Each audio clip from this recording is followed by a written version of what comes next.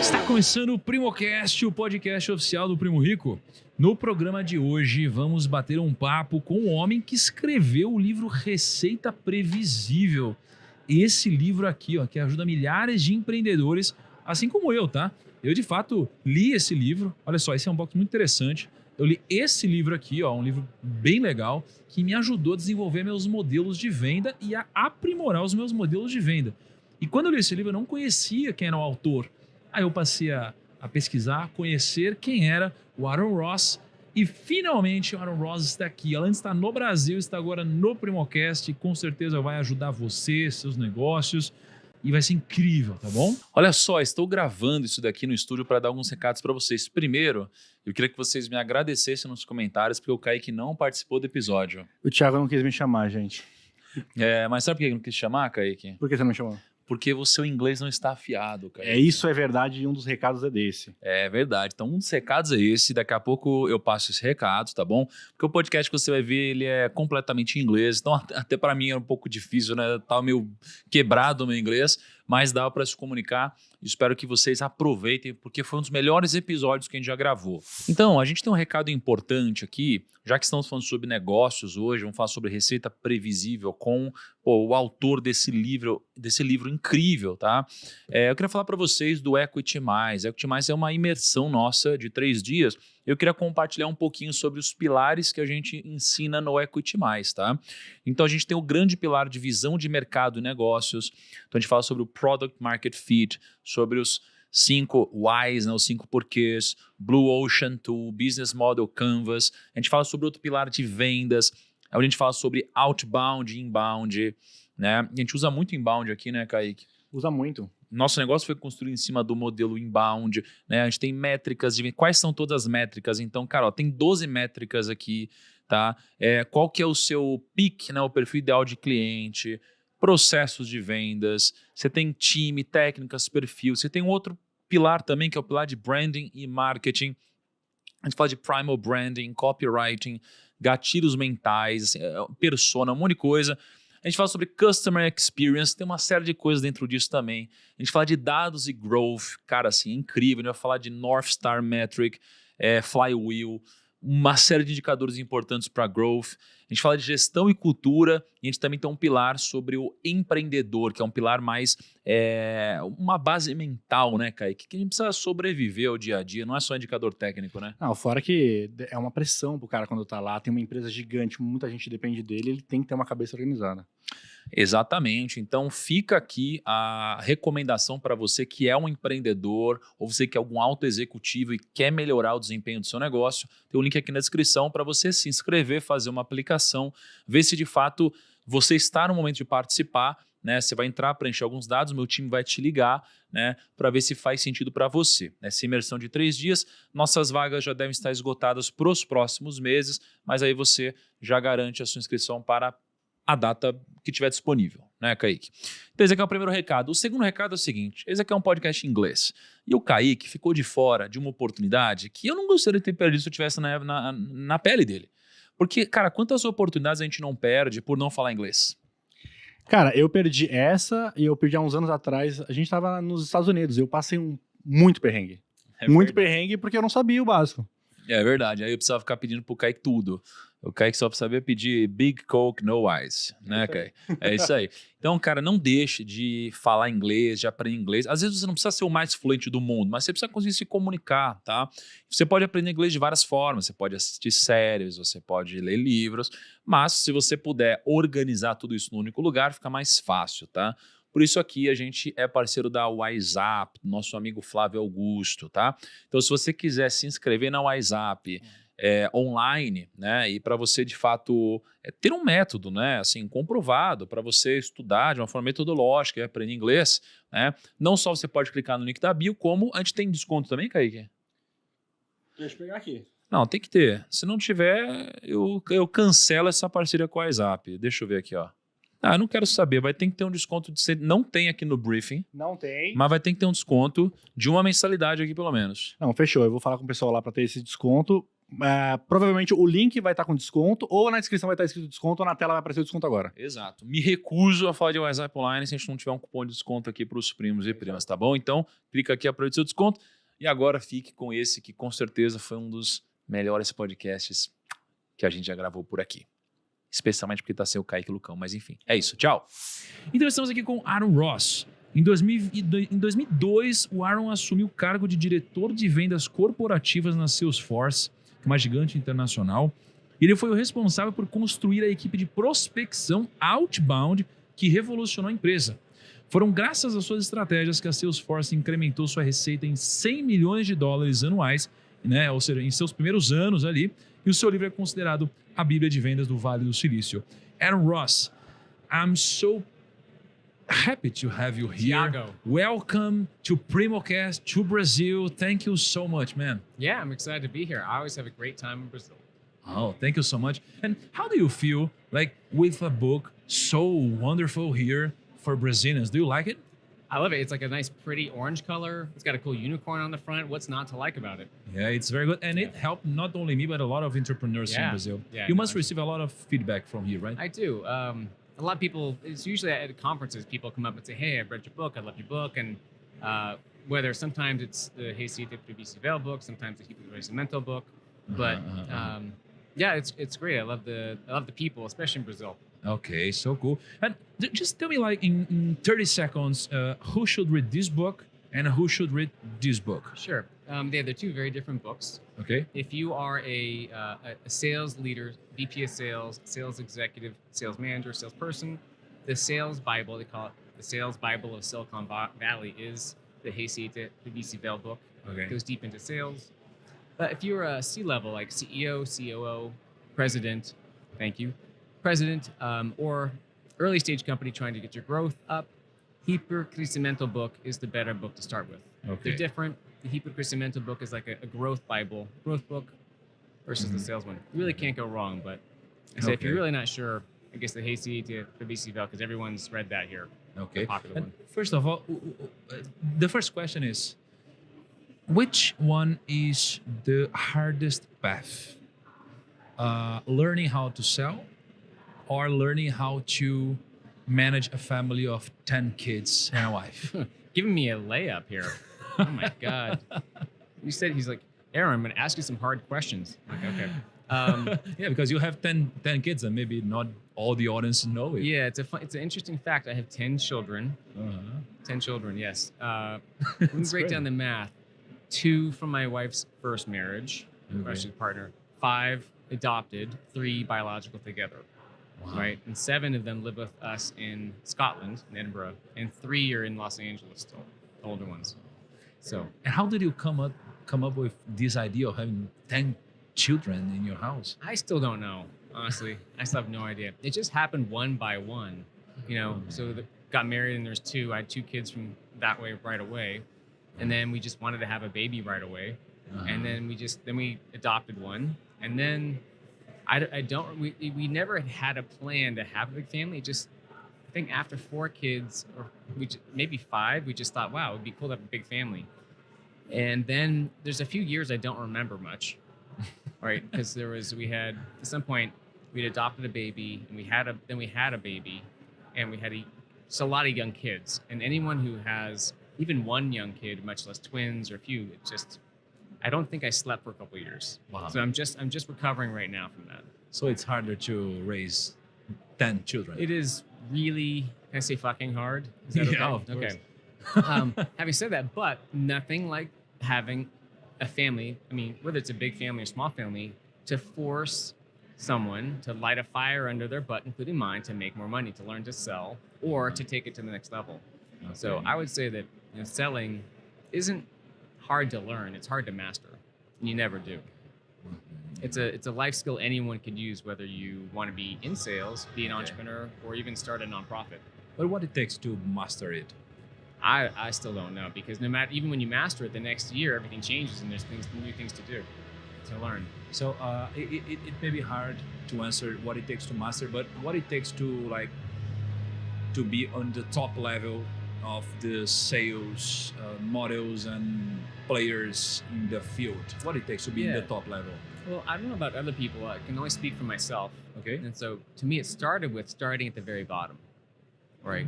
And I think a lesson for people who are or want to be an entrepreneur, or I may do anything, is that when I was in my late 20s, I started a company, raised a few $1 million in venture capital, and it failed.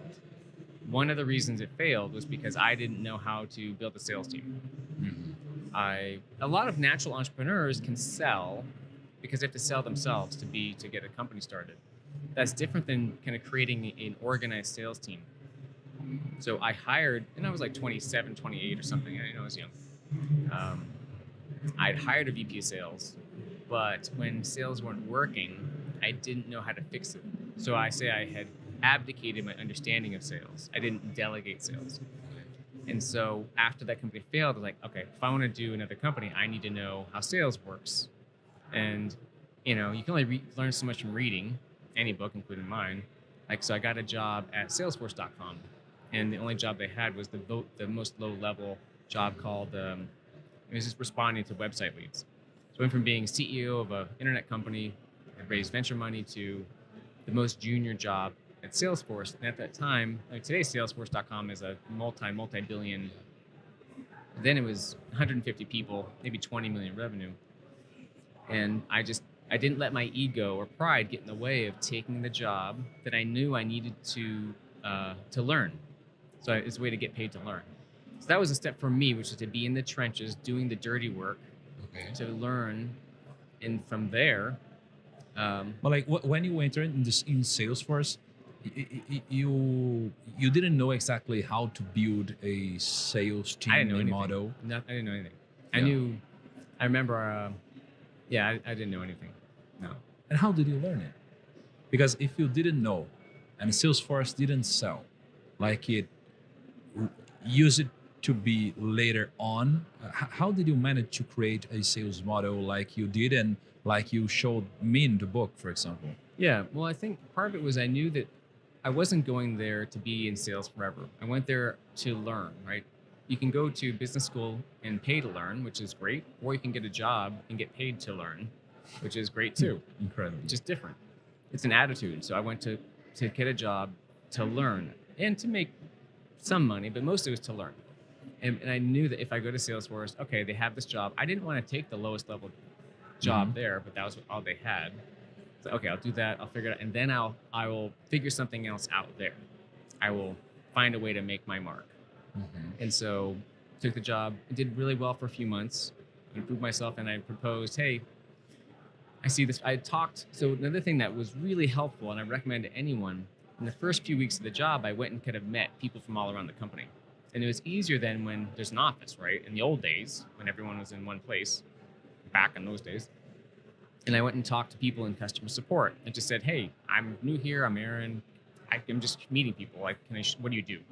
I went to people in customer success and in field sales, and I met the president. I met Mark. I just kind of introduced myself, and I got a better sense of how all the parts of the company work together. And I also learned, oh, hey, there's this problem. Salesforce is trying to go up market to sell to bigger companies. They have this enterprise product, but they're not getting leads for this. They're getting tons and tons of leads for small businesses. The word of mouth. Nothing's working to try to go up market. And it's like, they tried some cold calling. They tried hiring expensive salespeople who had relationships. It was like, I don't know, something in me felt like I could try to figure this out. And so I said, hey, I don't know how to do it, but I can do better than what's happening. So let me try it. And they gave me a few months. So I think there was something in me first that was like, I got to know the company and I kind of got to know the basics. And I went and talked to people and found a problem that executives wanted solved. And I said, hey, give me a chance to do it. And they did. And it took 3 or 4 months to come up with the solution with this kind of outbound sales process that helped create basically as many qualified sales meetings as Salesforce.com needed. But that was the work. I think so. That was a part of this type of a belief in myself. Okay. But you always believed in yourself, or did you improve on that? I'm always improving. Like there's some places I did believe in myself. Like looking back, I think over the last, at that point, it's hard to say, I don't really remember. In that case, there was something, but it's also kind of a belief out of ignorance, right? There's something about when I'm young and starting a venture funded company, I didn't know. I was just like, I'm going to try it. And then once that failed, there's a lot more of a pain factor, like, oh, yeah. And then as we get older. So now what's happened is that I didn't really believe in myself as being a father with 10, when we started to do kids.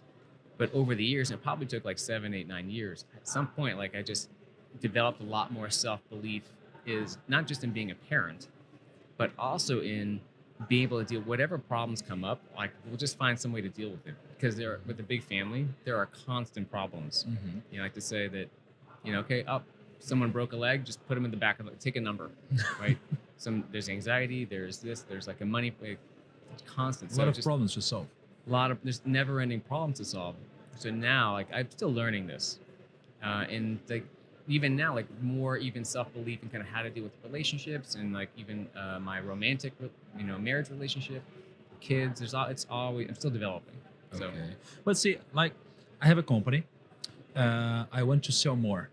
What is the first step my company should take to build a good business, a good sales team, a good sales model, and good KPIs? Yeah. Well, it's all about the people. Okay. To start right. If you have the right people. You think we should start with the people, not the model? Yeah. When you have it.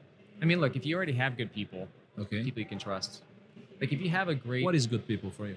Well, it all depends, right? So what's a good child? Well, it all depends. Like in this case, let's say you've got someone who on your team who you've seen they've been able to just kind of solve things, and they may not have any sales experience, but they've shown success in solving things. Maybe they solved the customer success problem. Maybe they were a successful musician. Like they've shown success in places. You could take that person and say, look, can you figure out a new sales model? And they'll be able to, there's plenty of information out there they can find, they will be able to do that. Mm-hmm. So in this case, and if you don't have that person, and if you need to say that it's very common, right? Especially in Brazil, like I'm a CEO, and it's pretty common people have like a VP of sales and they're really not a good fit, right? So what is a good fit for someone in the sales team? If you're not learning, so let's say you're an entrepreneur. Mm-hmm. If you have a sales executive and you're not learning from them, you feel like you have to teach them something, that's a problem. Okay. And that's not just for sales, that'd be for any function, right? Marketing, right? Good. That's a problem. Good. So and usually we have this feeling, we know this is not the right person, but there's so many reasons why we can resist letting them go or finding someone new, right? Mm-hmm. But the sooner you can come to grips with that's not the right person, mm-hmm, that you just don't trust them, and you need to find someone different, mm-hmm, then that will help move things along. So let's say you've got someone on the team, and I do believe if you want to make a significant change, there's two things. You do need someone who's dedicated to it, and the CEO and a senior person needs to be involved in some way. Mm-hmm, mm-hmm. In that case, let's say you have like you've got a sales team that started, it's like a small one. Mm-hmm. Right? Generally, if you have a business that's working, some rules of thumb would be most companies don't define their, we call them niche specifically enough, right? They still are kind of targeting too many types of companies, too many types of people. Mm-hmm. Give me an example. Well, let's say that if I'm a CRM company, right? A CRM, like okay. or a sales technology. Like what Salesforce does. Yeah. Or let's just say like a sales application, or sales. Rather than saying, hey, any company with salespeople could use this, right? It's just too broad, and there's a lot of competitors. Everything is competitive now. It's much better to kind of get really, really focused on, okay, if you have even 5 or 10 customers, but which ones really have gotten the most value from it, paid the most, and were kind of needed it the most, and just focus on that type. So it might be, let's just say, customers who have commercial banking customers with very specific types of like financial team customers. Okay. Or if it was, instead of healthcare, you might say hospitals. Instead of hospitals, it might be hospitals that serve, do corporate benefit packages. So you try to be more and more specific, because when you do that, it makes it a lot easier to find those types of customers, a lot easier to understand their problems, and a lot easier to kind of create messaging that appeals to them. So do you want to be a big fish in a small pond? It's a lot easier to make the pond smaller than the fish bigger. Oh, good. Okay. This is Out of that book. Yeah, hypergrowth, yeah, right out of that one. This is what we call, it's in Portuguese, is PIC. It's a perfil ideal de cliente. It's like ideal client. How does it say in English? Ideal customer profile. Ideal customer profile. Ideal yeah. client ICF. profile. ICP. Yeah. In Portuguese, it's PIC. Okay. Yeah. I read it in this book. Yeah. And when do you think we must define first this ideal client and then the model, or the model and test and define the ideal client? Well, it kind of comes from either direction. Like, what's working today? Because sometimes you have a model that works, and you're like, we got to change the type of customer.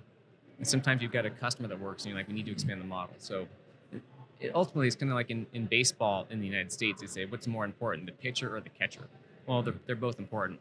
So which one do you feel more confidence in? But usually, let's say you have an ideal customer. Typically, the easiest way to grow revenue is, and this is just a generalization, is to try to do bigger deals, to go up market. Now, this assumes that you are doing more of a people, like a sales process that involves people. Right? There's lots of companies that have sales that they're very small, kind of transactional sales. They may be selling online. In that case, so let's ignore that case for now. But if you have people involved, it's usually, because people can only do so many activities, whether they're meetings or emails, proposals, you grow revenue by doing fewer, bigger, better deals. Okay, let's take a step back. What is an ideal client for you? Is like, there is any definition for it? I mean, it's who buys and spends the most. Is the easiest one to buy? Yeah, so there's two. If you think about two things, who is the fastest to buy, or like the highest win rate? The ones who are most eager to buy, and for the most money. Okay. Right. So in other words, you create the most value for someone. And I think it's very important to differentiate what's the difference. Let's say you've tried to sell, again, a small number, like even 5 customers, and one of them buys and 4 don't.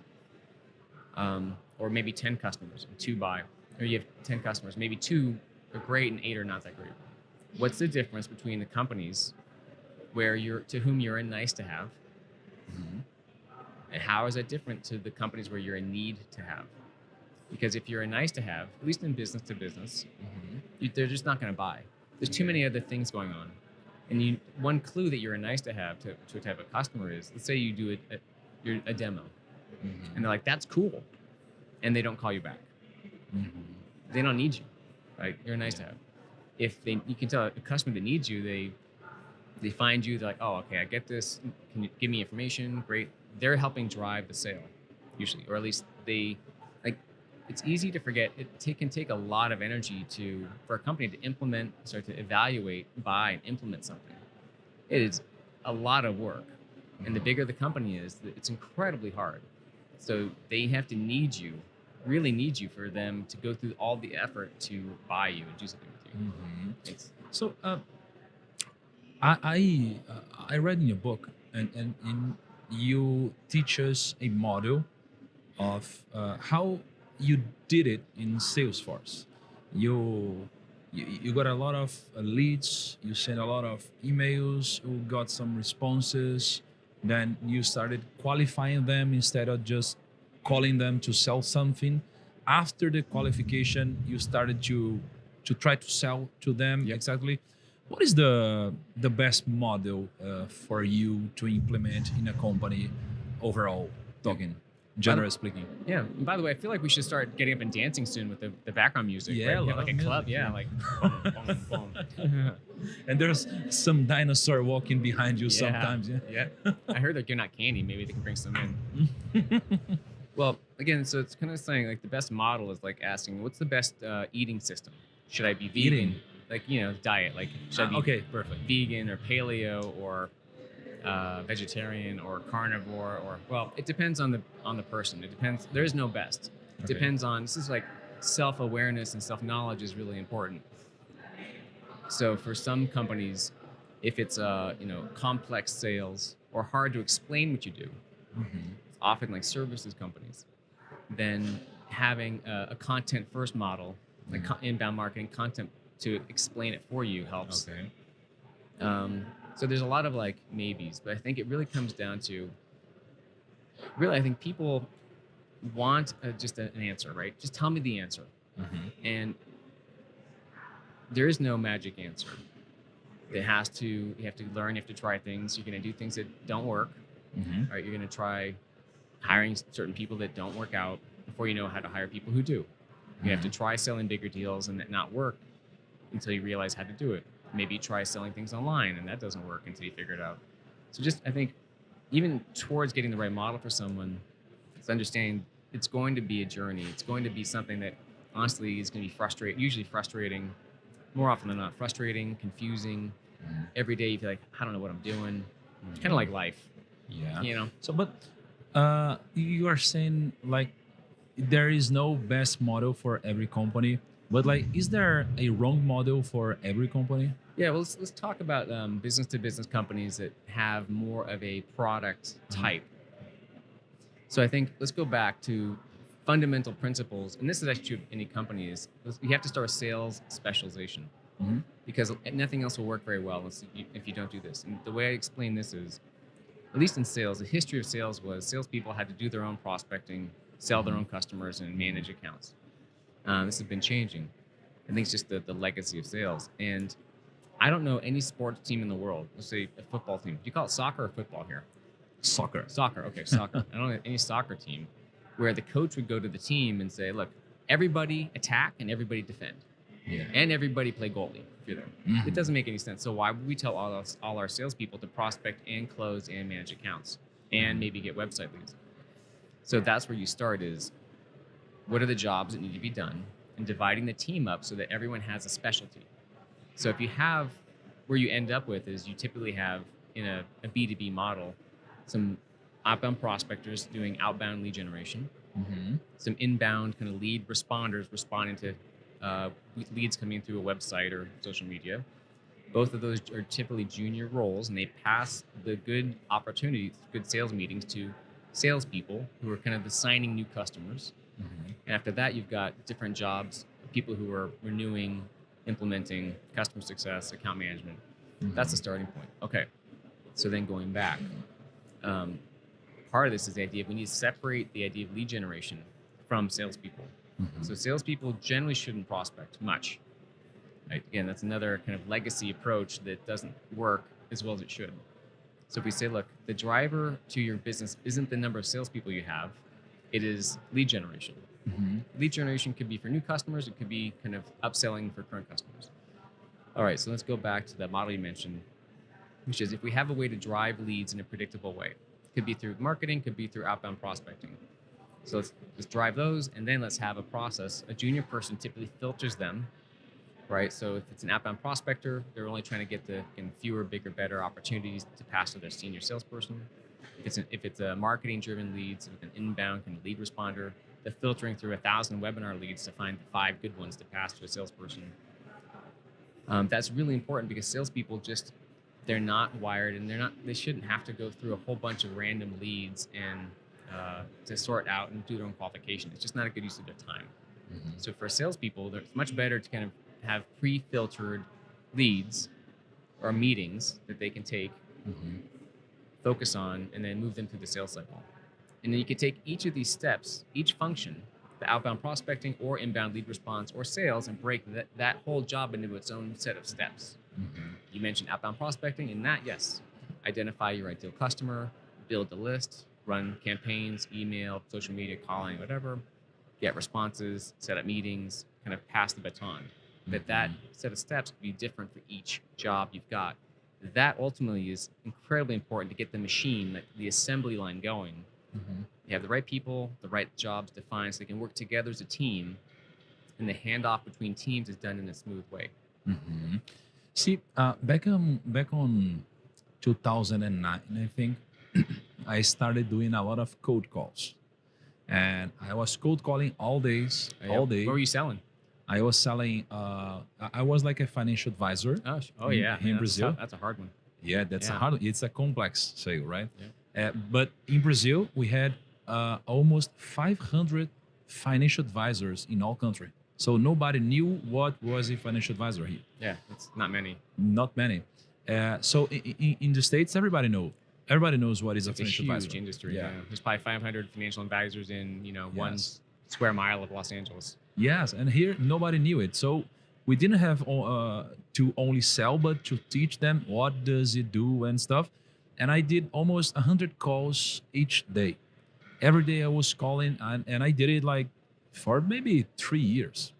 And I got results, but it was very hard because I did like 100 calls, and I stayed all day calling only to talk maybe for 30 minutes or an hour tops with a good possible prospect to become a client maybe.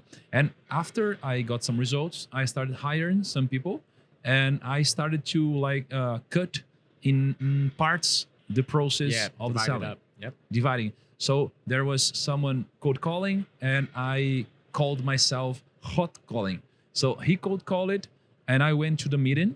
So my day was only use it in the best way possible, negotiating. Yep.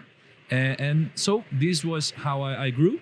And then I had 50 financial advisors in the office. I sold this business and all this stuff. But as I grew using cold calling, and when I was reading your book, I, for the first time, read the term cold calling 2.0. It was like very different for me. What is the cold calling 2.0 exactly for you? What is the difference between this one and the cold calling 1.0? Yeah. I think the difference is because when I started at Salesforce, I did some cold calling as well. And I'd done cold calling before. Actually, I sold ads for the school newspaper when I was at Stanford. And I had a painting business for a summer when I would knock on doors. And I did a couple of things. But I'd never thought about it as a system. Salesforce.com was the first time that I sat down and did cold calling that way. And, at that point, it didn't work for me. At least the traditional cold call. Cold calling does work, and it still works today. It just, you have to be the right market, there's a lot of conditions. For me, it didn't work. I didn't like it. And so what I created was using email at the time, and mass email at the time, and executives to get responses. So for me, creating a system to get a lot of appointments every month without having to cold call was the idea of, I hated the term cold calling 2.0. I just couldn't think of a better one. Basically, like getting appointments But it's easy without to understand. without having to cold call. Now, I did do a type of cold call I called mapping calls. Because in this case, again, I was selling to companies rather than individuals. And so a lot of times the hard part was finding the right person. So if you're selling to, IBM, who do you even call?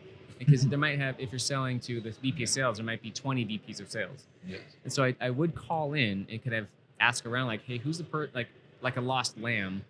I'm just a bit lost. Like I'm trying to find, head of something or other. And then I would get routed around. By the time I got referred to them, it wasn't cold anymore because it was like the CEO's assistant would be referring me to the CTO. But I think what I'll try to do is say, look, is there a systematic way to get up quality appointments? And quality is more important than quantity. That was different than the way that people had done it blindly, which is doing lots of calls. It's like more in the past, and people still do this, which is, calling's not working, do more calls. And today's version is emailing's not working, send more emails. We're only getting a 0.5% response rate, we'll send more. Like, come on, you got to stop back and rethink, how can we do something different so we're not just trying to do more of something that's not working? You're asking me? No, I'm just saying. It was rhetorical, right? Yeah, rhetorical. Yeah. I kind of went to my mind like, in parenting. What am I doing in parenting that's not working? Lots of things. Lots and lots of things. No, but I really understand you because this is something I hear like almost on a daily basis from a lot of companies. Like send more emails, call more, work harder, arrive earlier, and all this stuff. I have a bit of a digression because you said work harder, right? So maybe I had a list of questions, maybe not. But the thing is, something has changed in the last couple of years with the pandemic. It was already going to change, but this just brought it forward, right? This technology's on this trend, which is only going to accelerate. Right? More apps, more content, more messages, more stuff. Our brains are struggling to keep up. The pandemic accelerated that because more went online and we're doing more stuff on the screen. So our brains, there's just more anxiety too. There's a lot of things kind of eating at our energy levels, our emotional energy levels, or our mental energy levels. And so I've noticed a lot of executives, and having been through this, are just like more tired than ever. Because there's also more responsibility. So it's not about even like physically moving, it's just this kind of emotional, mental load on us. And so energy, like to me, like tactics and strategy are important, but even more fundamental is kind of the emotional smarts of executives. I can read a book, but there's something different now, which is, okay, does this feel right? I'm not just thinking about it. Like I can mentally think of the right thing to do, but does it feel right? Do I have the energy to do this? Do I have the energy to create a good relationship with my team? Do I have the energy to create a good kind of real relationship with my customers? When you're tired and exhausted, think about this. Like when I go home, if I'm tired and exhausted, it's easy for me to snap at my kids. Or, I could say it to my wife, but then she'd bite my head off. But, it's easy. And I see that if my wife is tired, she'll snap.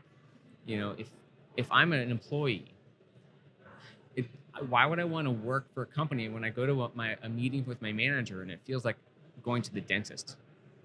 If my manager or executive is tired and exhausted, it's like going to a dentist, right? Especially over Zoom calls.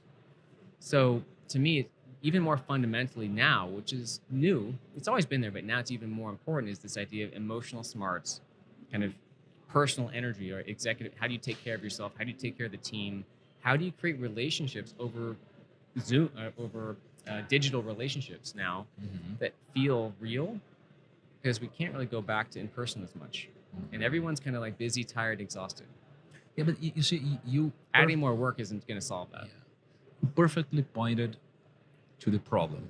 Like, it's really a problem, I think. A lot of people I know are eternally exhausted. But how exactly It's everybody with kids, right? Usually, yes. Yeah.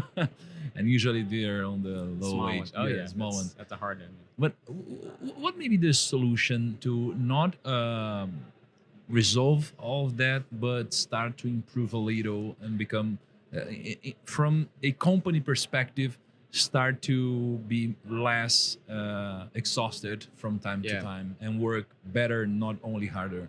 Yeah, I mean, it's a great question. So I don't have a single answer, but I've got some ideas. I do some things that do work. I'll give you a couple. So one of them is, there's this weird thing in corporate culture, and I'm not as familiar with Brazil this way, but in the States, of a CEO feeling like I need to appear clear and confident to my people, to my executives, so that they don't get scared, right? Okay. Because they're leaning on me to provide vision and direction. You mean the leader showing confidence, right? Confidence, I know what we need to do. We're going to do it. And the team, and meanwhile, leaders get scared and have doubt and anxiety, and they're human. Like this,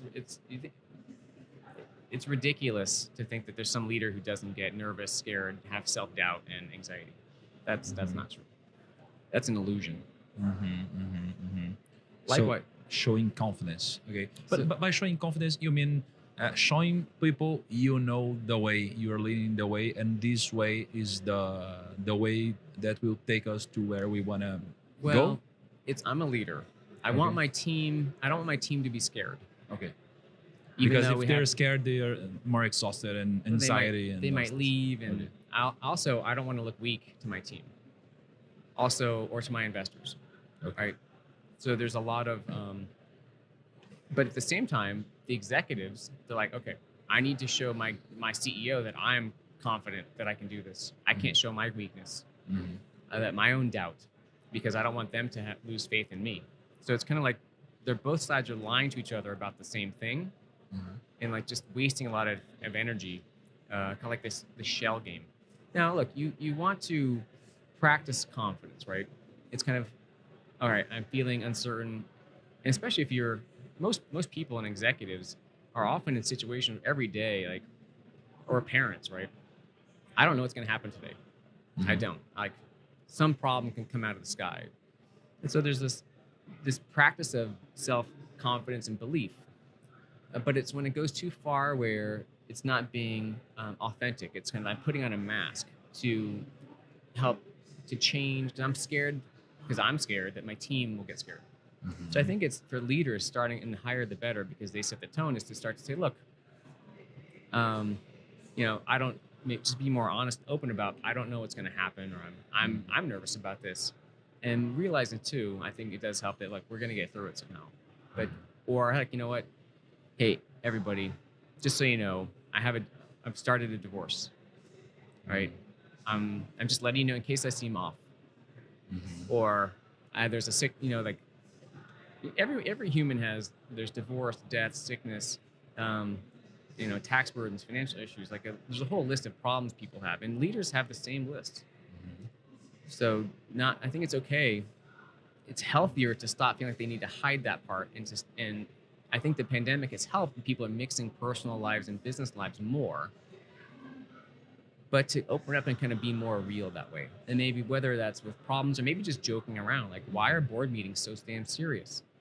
They can be, like, not in Brazil. Like, I'm on a board of a company in Brazil in Nuvini, and there's a lot more life. Sometimes it can be just so boring and serious. Like, why? Why can't people just, like, joking around, being a little silly? That's a good question. Being honest, and still yet having that confidence of having experience, and it's being a bit more of just a person interacting with other people versus a business person interacting with other business people. So whether that's your team, the market. So I think one of the most underused resources that a company has is not having their leader or leaders online in some way, sharing themselves. Mix of, like, business advice or life advice. It doesn't really matter. It's just as long as they're kind of being themselves online.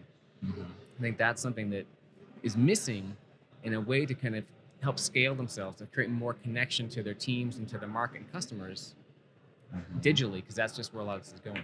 So that's one place to start. That's kind of a long answer to a question. That's a good reflection, because I really, using myself as an example, sometimes I feel extremely tired, and I feel responsible for the company.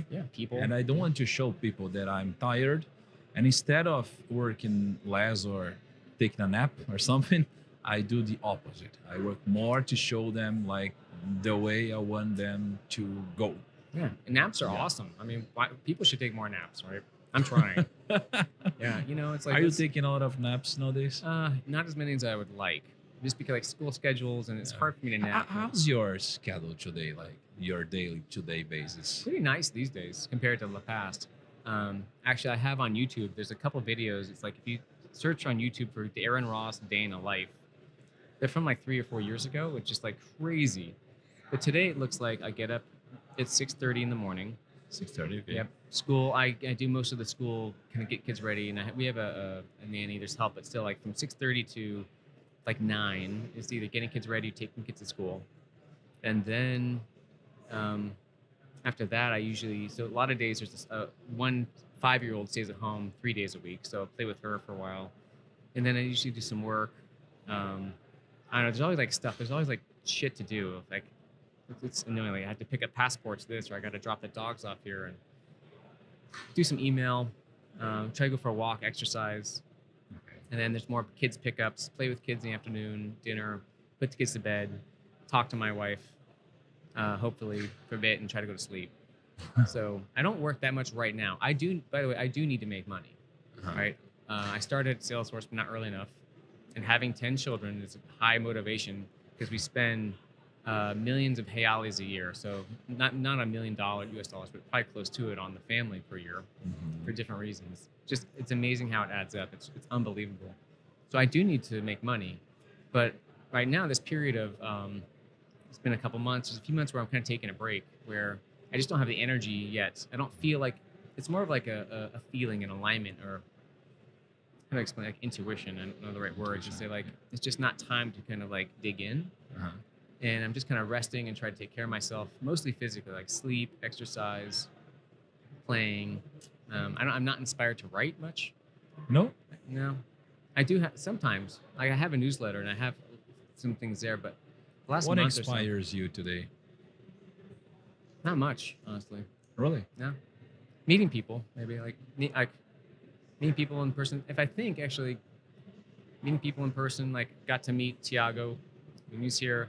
I got to meet Camila Ferrani today for the first time after texting Pierre Sherman in a couple days. Been meeting people. I'm reading a lot of like fantasy books. Really? So Are you watching I'm taking Rings some of fighting Power? classes actually. Are you watching Rings of Power? No, I don't watch a lot of TV much. It's just so much. It's a much bigger investment. Like by the time people are asleep or in bed, like either I just don't want to watch things usually. On the airplane, I watch some Black Mirror. Black Mirror. Yeah, I like that. But That's great. Yeah. But like, were you always like that, or like, do you feel you were more inspired when you were there's younger? definitely times I've been very inspired by things. It comes and goes, right? So very inspired to write the predictable revenue book, RECEITA PREVISÍVEL, and that was over a course of years. I kind of get inspired at different times and do a blog post, and later collected them. I was inspired to do the books, just different times, It just has been, I got burned out 3 or 4 years ago between like lots of young kids, babies, lots of kids, just lots of total kids, supporting everyone physically, emotionally, financially, and trapped in a business I didn't really like in the North American, partner. So I was just burned out as a human and didn't want to create content. And I've been burned out. The pandemic helped. I started to feel a little more inspired again. Like this emotional executive energy has been inspiring. To this moment, I'm not. Like actually, well, talking to you helps, but just in like the last few weeks, it comes and goes. But like, you don't feel that inspired. But on the other hand, what troubles you today? I mean, do you want a list? From top down. Okay. Yeah, like the top 3 things that troubles you. I would say, And it can be everything, like from outside, from inside. yeah. Well, like you were going back to saying with your team, like you get tired. And like I don't even know you, but I know that you're gonna have problems, right? Because everybody does. So I actually don't. I'm in a weird place. Yeah, I think there's a lot of like financial juggling. It's always bothersome because I have so many kids and responsibilities and like money in 2 different countries and making money. It's always for someone who wrote the book on predictable revenue. I make a lot, but it's very unpredictable, like in lumps, right? That's one. But I also have a lot of having a big family, lots of financial responsibilities has created. I have a lot of financial confidence, right? I think a lot of people want financial abundance, but really, even better is financial confidence. That's one. I would say though. You mean you don't feel financially confident? You feel financially abundant? Reverse, right? Reverse? People want abundance. They want a lot of money. Yeah. But even more important, I think, is financial confidence, which is no matter what happens, you can deal with it. But this troubles you today. It's not so much a trouble as it's like something I'm always like juggling. It's like tiring. It's also inspiring. I feel like I have learned so much, but I don't know how to put it into words yet. It's more of almost like a spiritual path, like money, confidence, and how it kind of comes and goes, right? It's like I make a lot of money not through working the number of hours, and this has been true for years and years. It's never been the number of hours I work. It's kind of this Tai Chi thing I do, which is looking for kind of in my heart, where do I feel the right path is, and pursuing that, and seeing how it comes up. Like I would never have thought the way that I would make a lot of money is by having children. I make a lot of money because I had a big family. I didn't make a lot of money and then have kids. I made a lot of money because I had to with a big family. That's why I was going to publish the book, but then okay, I got to publish it. And I got to get a partner. I got to run, it's like, so, and that's a whole other podcast, I think. I think I'm troubled by, I would like to be inspired. I would like to have more energy, but I just don't. So I've been letting that go of just kind of practicing being where I am and not second guessing myself and not wanting, like, I know that's going to come. Like I'm going to be inspired again. And trying to control that or like fight that has not helped. So I'm just like relaxing into it. Like the more I relax and kind of rest, that will come. And do things that feel good, like meeting people, talking to people, walking, exercising. It's going back to like just things that feel good, that kind of feed me, and letting the rest come, which is very different than corporate culture and like the business culture, which is if you want X, you got to do Y. So I'm for years like letting go of this kind of linear equation, which is again funny from the guy from Predictable Revenue, right? So the way I live and the way I make money is completely different than the book. The book works for businesses, but not for me. I think the third thing. Those are two things. I'm trying to think of the third thing. Third thing, you know, just general body tiredness. Like traveling, jet lag. I noticed I'm 50. So just trying to, that's like my main priority is sleep, some exercise, and like my relationships with my children, my partner, friends. And actually, funny thing is, all of those will help me make money. But it's not, I don't have any, it's like it's not linear, right? For me, it's not working 10 hours and making X dollars. They're not connected. I can't explain it where I do things that feel right, but then money comes from other places. And that's been like that for 10 or 15 years. Oh, but that's good. Yeah, I mean, it works for me. I can't explain it though. It's like trusting. It's like, do you believe in a higher power? Yeah, me too. That was my next question. Like, how do you feel spiritually? Do you believe in something? 100%. Yeah. I was just saying. Like, can you define it or something? Like you define yourself as something? So I've done ayahuasca 5 times in like 10 years. 4 times in Los Angeles, 1 time in Scotland. And it's impossible. Have you ever tried it? No, but I have a lot of friends that do. Yeah, and it's like, it's almost like, how can you become a spirit temporarily to kind of look down on life? And every time is different. So through that, I believe 100%. I always did believe, but then I feel like I experienced it, you know, being connected to a higher power. How can I explain it? I put a lot of stock into, have you heard about the simulation theory? Simulation? Right? Our life is a simulation. I think I did, but not sure. Elon Musk, I think, made it more popular, which is saying like, it's more likely that we live in a simulation, because any culture that became advanced could create, you know, virtual worlds that are indistinguishable for the inhabitants, and you could replicate them, you know, create infinity of them. So it's more likely that we're in one of those than it is that we're kind of in an original reality. I don't know if that's true or not, but I think that's more likely than we're in, you know, it's like some real reality. But do you believe in it? The thing is, it doesn't really matter, because the thing is, like, it's almost like if this is a game, it's so real, it doesn't matter. Yeah, okay. Right? Life is real, feelings are real. It's like an interesting thought experiment. But have you had any God experience? Like, did you have any experience like with something impossible happening, or God talking to you? Yeah, a lot of times. Like, it's through a lot of nudging of, I don't use the word God, but say God, a higher power, to like have so many kids, right? And that it's, you know, over my fears of having so many children and like just different, and it's like amazing. Other nudges. So yes, I've had messages. Really? And that have helped Can you me. share one of them? I mean, I've got some message like this year God talked to me. Yeah. It was the first time. It was so crazy, crazy. I talked to my audience one time, and that's when I became a Christian, I think we call it in English, and it was something impossible to happen. And I was reading the Bible for 2.5 years, reading Proverbs, and I started reading the Bible because I wanted to improve my business, and Proverbs have a lot of counsels for our life. And then I started making questions, and I was talking to a friend, and that friend made me like almost a challenge to ask if God really exists. And I went to my bathroom late at night, and I said, God, if you exist, give me a message in 7 days. And God didn't give me the message in 7 days, but in the eighth day, he gave me a message, and a guy came to me, and he started talking all about my past, impossible things. And then he told me something about the future. And then a lot of things started to happen. And it was impossible because nobody knew what he told me about my past. And this was the proof for me that God exists. Oh, yeah. And everything started getting crazy in my life. So, for example, today I am an entrepreneur.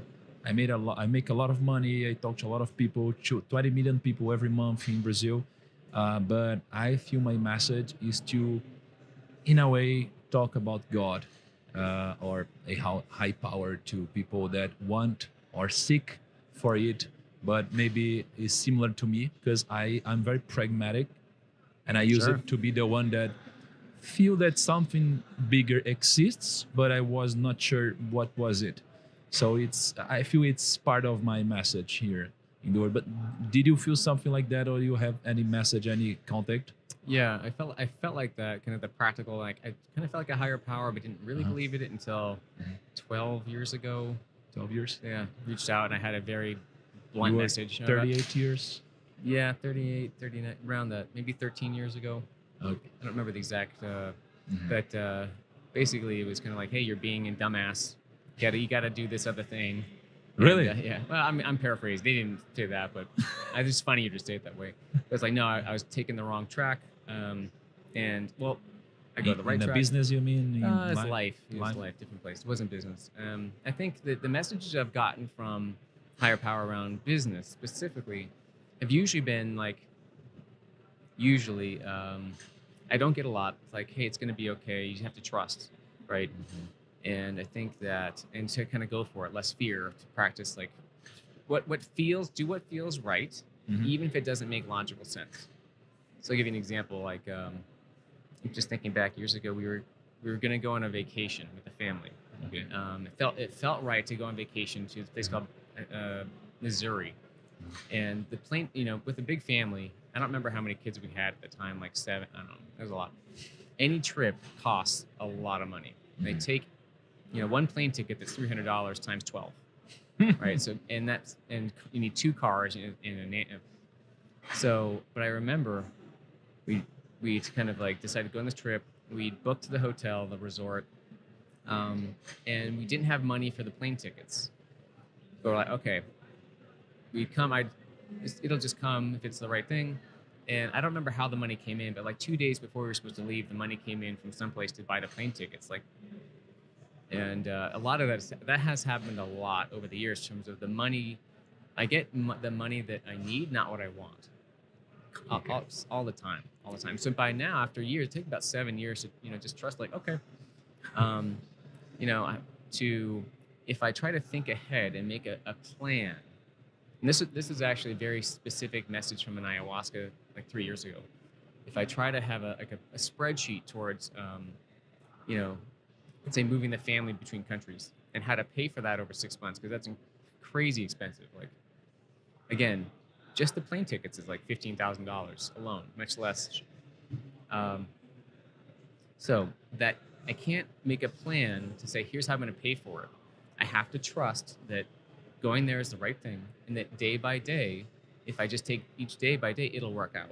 And it happened where, like, every day, I know it just worked out. And like, for example, like the shipping company, they got some stuff wrong, and so they cut the bill down by a lot, and then they delayed the payment by 2 months.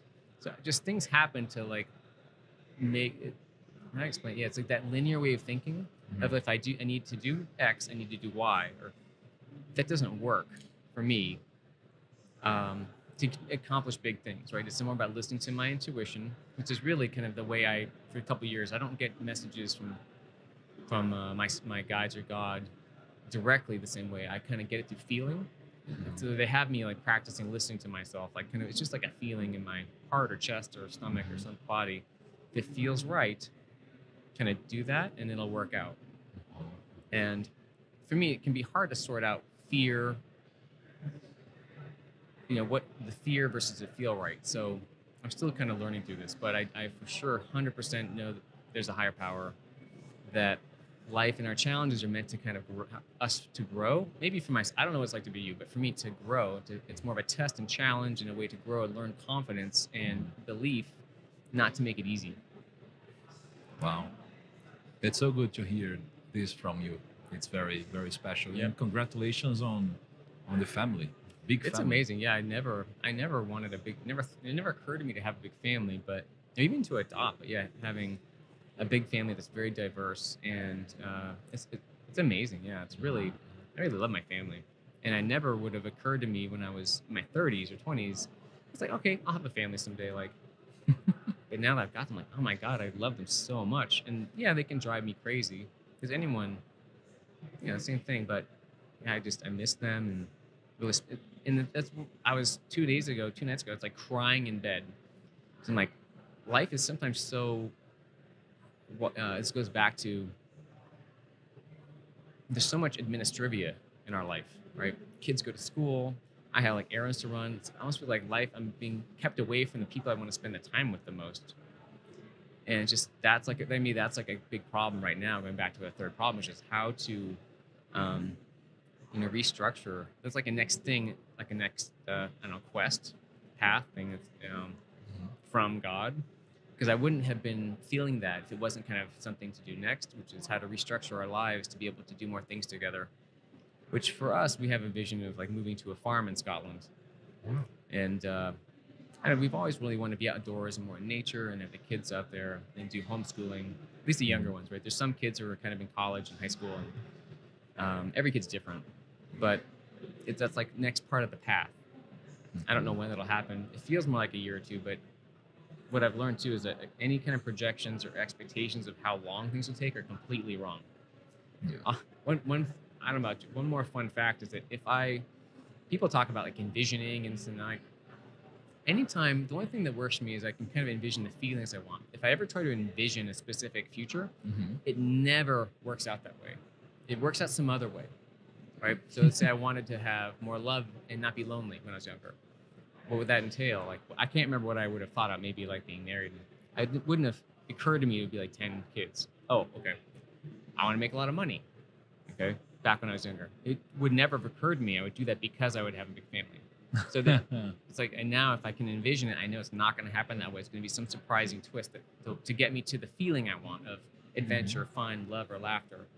So it's the envisioning thing hasn't worked for me that way. See, for me, I learned something from that.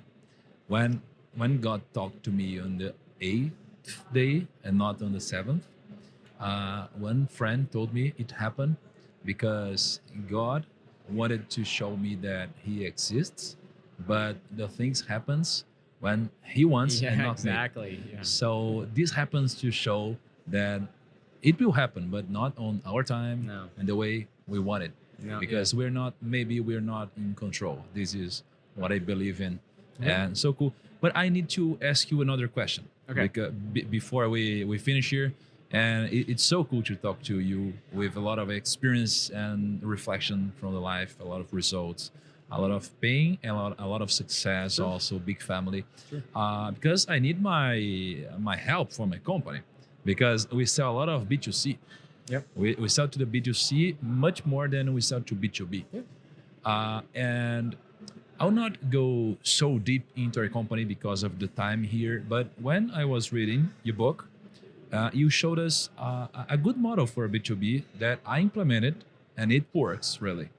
And I know you know it because you did it in a lot of companies. But when we're talking on B2C, do you think like there's a better model of doing it, or at least some things we must have in mind, or a rule of thumb we have to have in mind to don't make a great mistake or something when we're selling to B2C, like in large scale and low ticket, when we can't put like someone in the phone to sell something so cheap? Yeah. B2C is not my real expertise, but I will say that from my experience in B2C especially, it's a lot easier for people to buy things, especially courses and things they want to learn, than it is for them to complete them. Yes. And so this idea of customer success, like, first of all, you can't make everybody successful, but really keeping in mind, okay, maybe we can sell something, but how can we sell something that we feel like is actually giving people the best chance to get the value from it, knowing that people will impulsively buy, but then maybe they never actually follow up on it at all. I mean, some people will always do that. So I think it's just trying to always that ever-changing, what can we deliver that will make our customers successful? Even You know, I just think of like online, like ads, like how to, you know, lose 20 pounds in 4 weeks. Yeah, I mean, people can do that, but how can you, it's not like feel good about your product because it's really helping people at the same time. It's easy to lose sight of that in the search for, we're trying to grow revenue. So we want to grow revenue at the same time that we grow also customer success, hand in hand, especially as the world gets more connected, and word of mouth and recommendations and all that continue to kind of become the people just talk, you know. So you mean, yeah, we in the urge to increase revenue, we should not forget to increase the NPS and the quality of the product. This is your advice, right? And I think too, for a lot of consumers, I would think that this is similar. So in B2B, it's how can you go up market too?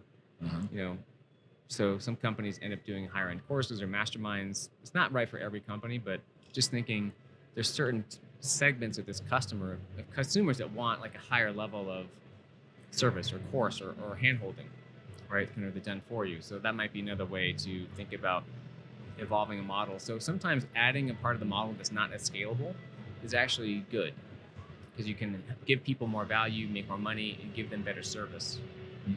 Okay. Without knowing anything about your business other than sell. But someday you will visit us and help us a lot because I feel we have a lot of things to do. Sure. Really. Everybody, and the bigger you get, probably the more things there will be to do. Yeah, of course. Aaron, do you have any like final message that you must leave before we end it? For everybody listening to us? Yeah, I mean, I think that, you know, for me, if there's something in you where you have a belief, like I call it a knowing, right? A knowing, like maybe it's a knowing that you'll make a lot of money, or maybe it's a knowing that you will have kids, or maybe it's a knowing that you will get, your health will get better, or maybe it's a knowing that you should be writing courses, or you should travel someplace. There's so many types. Again, this is, I believe, and I've had these knowings. I'll give you an example. Like I always knew I'd make a lot of money, even when I was, I don't remember, maybe in 20s. I didn't know how. I also had this knowing that somehow I'll be involved with like a hit musical song someday. I have no idea. Do you play something? I don't know. I'm not going to be the one writing it. Maybe my daughter. But I have no idea. It's just like this weird, I don't understand this one. But I think if you have that, trust it. You may not, and this is, I've had the music one for years and years, so it might be something that happens in a year, it might be 20 years. But know that it's a real thing, right? And to trust that, and you may not need to do something with it yet, but kind of, there's a higher power, those kind of directional things in your life that you have, and to trust it. And to trust that the things in your life are there to help you to move forward someplace for the future. You may not know where it is, but they're there for a reason. Okay. Painful as it can be. Good advice. Good advice. And Aaron, we usually give one of the cousins here a gift, a present from our guest. Can you sign one of those books so we can present some of the audience? Of course. Yeah? Yeah. Which one do you want to give away to the audience? This one or this one? Sure. We might as well go with the this one? The ATA one, yeah. Okay, so Aaron Ross will sign this book for you. And Aaron, thank you so much. I'll talk in Portuguese now to finish the episode. Okay. Okay. If anybody want to follow you, your content, your newsletter, how can people discover you? I think the best place is RECEITA because that's the business here in Brazil. And I think even for my other content, my newsletter, they're going to translate it into Portuguese here. Okay. So we'll leave the link below. Thank you very much, Aaron. Primos, que loucura, hein? Caraca, esse livro mudou minha vida de verdade. Foi um papo muito legal que a gente teve aqui, vocês viram, foi profundo, a gente falou sobre vários temas. Você vê que o Kaique e o Lucão não estavam aqui para atrapalhar hoje, né? Brincadeiras à parte, como que você faz então para ganhar esse livro assinado? Você vai na foto que a gente postou agora no Instagram, e aí você vai marcar lá o Aaron Ross. Aí você vai botar um foguinho, um soquinho, alguma coisa assim, e o Kaique e o Lucão vão escolher quem de vocês vai ganhar esse livro aqui autografado, tá bom? Muito obrigado, até o nosso próximo episódio e tchau!